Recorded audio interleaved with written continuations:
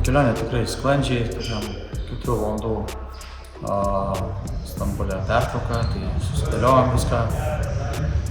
Atvykom naktį, kol įsikūrėm, vėliau vėlai miegot, vėl šiandien atsikėlėm, pasidarėm gerą treniruotę, susidėliojom akcentus, ką rytoj naudosime, turėjom video ir kaip ir jau, manau, pasiruošę.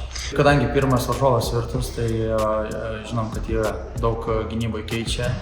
Taip, tai akcentavom tam tikrus derinius prieš gynybą pasikeitimo. Ir kaip žaisim, kaip atakuosim, taip susidėjom akcentus, nes tikrai daug žaidėjų lipa ant lentos, stengiasi atkovoti kamuolį, tai tie akcentai yra, kad atsitver savo varžovą, stabdyti greitą puolimą, tai pagrindiniai čia buvo akcentai. Bendrai, kiekviena komanda turi galbūt kažkurį vieną išskirtinį žaidėją, lyderį, bet daugiau komandinio profilio komanda, tai visos žaidėjos tikrai neišskiriam nei vieno asmeniškai.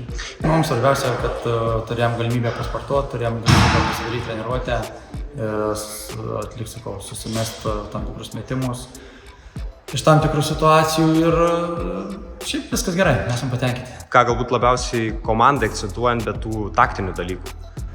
Pirma, tai pastangos, taip, ką tikrai akcentuojam, noras kovoti, aš žinau, kad jų akys dega ir tą vietą reikės kažkiek galbūt net ir nuraminti, nes tai tikrai visiems mums jaudulys tam starte, bet svarbiausia žaisti savo žaidimą, ką visą sezoną darom ir viskas bus gerai.